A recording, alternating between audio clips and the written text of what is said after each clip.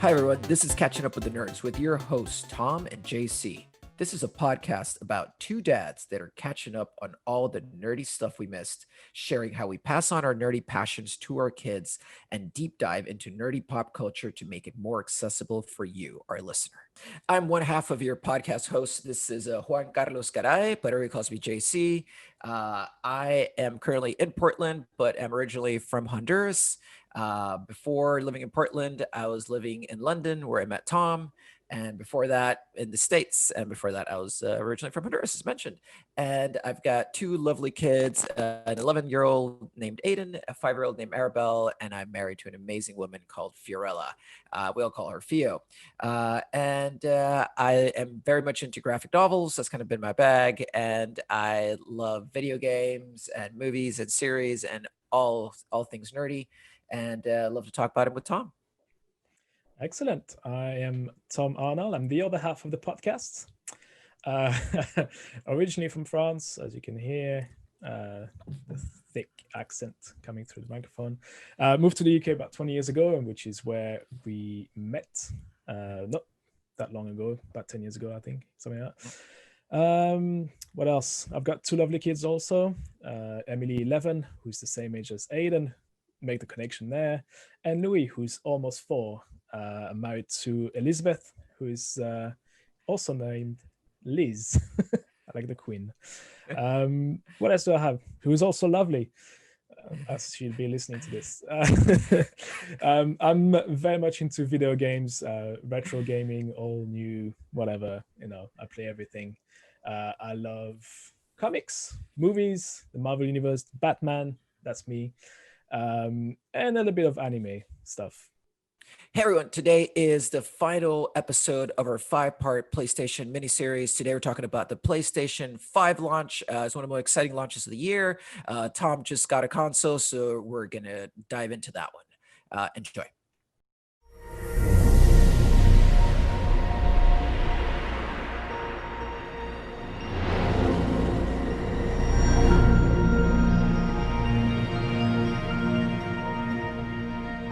So moving on to kind of the PS5 launch, when it kind of finishing off that through line I talked about, that now we go from like 2010, Miles Morales is in comics, to what was it, 2018, we got him in a movie, and now it's like he is like spearheading this launch, right? And then you get things like Miles Morales is out of that launch. We just talked about like how Travis Scott dropped a 10-minute short film as like some sort of like PS5 unboxing video, but it's just him going through all these things, and he's got like James Blake playing on it. Like it's just become this mega event. But the interesting thing about it is like the people spearheading the event really speaks now to a broader audience, which is really awesome to see in this PS5 launch. Oh yeah, there's a lot of and again, working at Sony, I know how they're trying to be, or we're trying to be the very inclusive in the messaging and everything we do.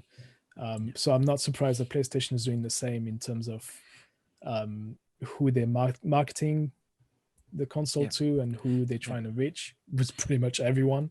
It's no longer the 16-year-old in their basement, the mom's basement, feeding on pizza, and that is doing now. You've got to be more socially aware of what you're doing. Correct. And I think it's a great time to be in video games right now. And you see the marketing campaign is also, I mean, I think the PlayStation, the marketing campaign is again centered around the player and being an explorer and pushing boundaries and stuff like that. The PlayStation 4 marketing campaign was more like, it's for the player, which was the tagline. But again, that encompasses everyone. It's the same spirit. This one is even more so because we are when the PS4 launched, it wasn't as woke. The society wasn't as woke as it is. And Sony's understood that if for your brand to work, it also has to appeal to social media. So there's a lot of effort that is being made on social media platforms, getting influencers to talk about it, but not just influencers that will be your white 30-year-old man. It's like every type of influencers online Well, you gets into the mentioned PS5. AOC Yes. got roped in. Well, it wasn't on PlayStation 5, but she was playing video games also. She was trying to appeal to the kids. She was playing Among Us, which I Oh, believe nice. I'm not really sure if it's on any consoles. I think it's just on mobile phones at the moment.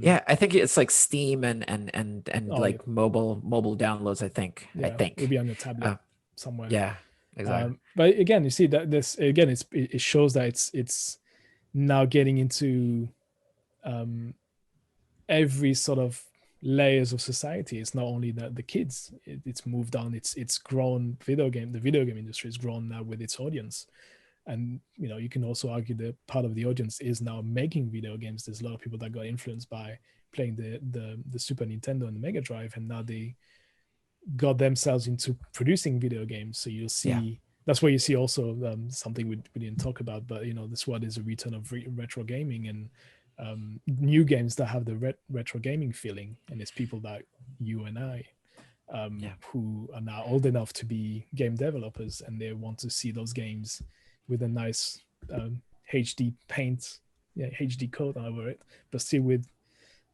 pixels and sprites. So it's pretty cool to see. Yeah, it's like I saw that there's still people developing for Atari. Like Yeah, there's there's like a games second being wave. coming out on the NES, on the Super Yeah. Nintendo, on what was it? You can still put out games on Mega Drive. That's technologically possible. Actually, saying that on the Game Boy, the original Game Boy, the gray one, because I've got a Game Boy Oh, Pocket here, but they put out like new games for Game Boy. yeah. Nice. I've got it here actually, but I'm not gonna pull the cartridge out. But I bought a game. I saw this guy on Facebook that creates game for the Game Boy, Yeah. and one of them was this fairly straightforward game. It's just like you're in the box and you gotta get out of the box, and the character you're playing is a tiny little Game Boy, original Game Boy. So you gotta Oh, really? run up and down and stuff like you. Yeah. That's But that's a awesome. new game. That's something that the guy created himself, and he's putting on cartridges, and then he's selling them on Facebook, like for $20 or something. It's not the cheapest game, but it's cheap enough, for people like me Yeah. to buy. So the And probably technical, developing it wasn't that expensive. So no, ah, not for the Game Boy. I assume it's like a niche it market. wouldn't be that expensive. So it's quite an interesting time. Nice. So we've kind of established that the PS5 is kind of leading the charge right now with kind of an interesting campaign in terms of Yeah. how we launched the PS5. What are you looking forward to most in the PS5, like as far as games or technology or whatnot? What should people be excited about as far as PS5 So launch? yeah, I think the so on a personal level, what the reason why I'm getting a PS5 now, right? Why I made the jump is so there was one thing that I wanted to experience was the buying a console on day one, because I've never done that before. I always waited a Yeah. little bit to get a discount off of someone, or for the price to go down. Naturally, they always go down after a few Yep. months. But I really wanted to have that. Now you're in a position where financially you can do that. As a 40-something-year-old man, you if you're okay, you can do that. But I think the main reason was I've got I bought my PS4 in 2013, so it's 7 years old now. Oh, I it's still have dusty, the dude. yes, well, not I've cleaned it yesterday. There's no more dust in there. It's quiet as hell. But yeah, I bought mine in end of 2013, early 2014, and I really wanted to upgrade my system because I still own the original. The only thing I changed in it was the hard drive. There's an internal hard drive now, which is an SSD hard drive, which is a hell of a lot faster to access your game. Yep. But it's noisy as hell. It doesn't matter how Oh, much you clean it. It's just noisy. You put The Last of Us Part 2 in it. It sounds like a plane is taking off. oh wow. So I've got to play with headphones. I bought a sound bar. Lucky I Yeah. did, because then I could hear the conversations between characters. Yeah. But no, I think to me it was just a natural upgrade. Like the life Yeah. cycle of a console is usually 6, 7, 8 years. I think Yeah. mine's done 7 years when it's, I pounded that thing. I played the Yeah. PS4 a lot, Yeah. and I think it's own a nice retirement, and I need the upgrade for. I'm not really too fussed about the graphic, like new graphics and 4K stuff just yet, because my TV is not 4K. I don't really mind that. I don't really care for it just yet. Yep. I know a lot of my friends, they really like, well, it's an actual, it's a beast. It's a 4K gaming. It's awesome. But I'm like, yeah, all right, cool. The one thing that got me excited was the new controller with the Oh, yeah. haptic control feels or whatever it is. So depending on the game, obviously, but we're going back to Astrobot, which is pre-installed on every single PlayStation 5. Yeah. Depending on what um, ground your character is walking on, so for example sand or snow, the vibration will feel different and you feel like you're walking on sand. um, Are you they give kidding? you a bunch of weapons also, so at one point you've got um, shooting arrows and stuff, and like obviously when you pull the arrows towards you, your Yeah. trigger, which is the right trigger, it's R2, Yeah. it gets harder and harder, so it starts actually fighting you as you would with when actually shooting an arrow. And Wow. there's a bunch of good stuff like that. It's and again, like let's say it's a platform game. So let's say you're on a platform that is moving, so it's going back and forth or left and right. Your controller will move, and it's like it'll feel heavier if you're leaning towards the right. So your controller will be like stuff. I don't know how they've done it. It's the That's motors that are inside is freaking awesome. So that is bonkers, dude. and I keep saying, if Wow. you look into video games, the one thing that's the most important thing, more than actually the games, the controllers is the most important thing. Yeah, um, agreed. because if the controller sucks, I mean, there's no, the Wii that we had the discussion. I can't play the Nintendo Wii now because I've got to plug in a whole bunch of shit before I can play it, and I've got to Yeah. have the nunchuck plugged to the freaking other Yep. controller. I'm like, come on, I just want to pick it up and play. So that's why the Xbox One is doing well also in the US, because the controllers are made for the US markets. They're beefier, they're bigger hands, but the design is amazing. And the same with the PS4. The controller was amazing, but the PS5 apparently is out of this world. It's like the best thing from the PS5 Oh, is dude, that I'm looking forward controller. to that. That sounds awesome to It's check out. it's the gateway to your gaming experience, right? It's what Yeah. defines a gaming experience. If the controller sucks, I Yeah. had the argument with one of my good friends from work. He's a Sega Dreamcast nuts. Like he Yeah. collects everything Dreamcast, and the Dreamcast controller sucks ass to the point Yeah. where I get cramps after 10 minutes of playing because it's super tight. Like the triggers are like they're too Yeah. short. And I bought now recently a third-party controller from Retrobit, I think Retro Mhm. something, or Retro Fighter, I think the name Yeah. is. That solves the issue. Now it feels a lot more like a Xbox One controller, like a PS5 controller. It's bigger, it's got nice triggers, and now I've started enjoying playing Dreamcast again. Oh no, not again, Oh, for the nice. first time, because before Nice. it felt like a workout session where my hands would be like all crippled and like a claw at the end. It'd be like, do you used to watch Friends a lot? Yeah. Yeah. There's that Yeah. episode where Chandler beats the score and his hand is like It's that. yeah. That's me playing Dreamcast. That's a real. Oh, wow. So yeah, the one thing, yeah, I'm looking forward is, okay, 4K gaming. Yeah, it's super quiet. Yeah, awesome. But yeah, for me, it's the controller. I think that's what, and also the fact that they've improved the frame rate, which means that allegedly I should be able to play PlayStation VR without feeling motion sickness, or not as strong of this motion sickness. So So, that's I want to try that. so can people bring over their VR headset from their PlayStation 4 and plug it into PS5? Yes, it's not that straightforward, because the one of the port that is used by the PlayStation VR, or the PlayStation 4 camera, is no longer on the PlayStation 5. So you have to have an adapter that you order from Sony for free. They send it to you. I'm getting Okay, fine. mine next week, I think. It's an adapter for the camera to USB, whatever it is.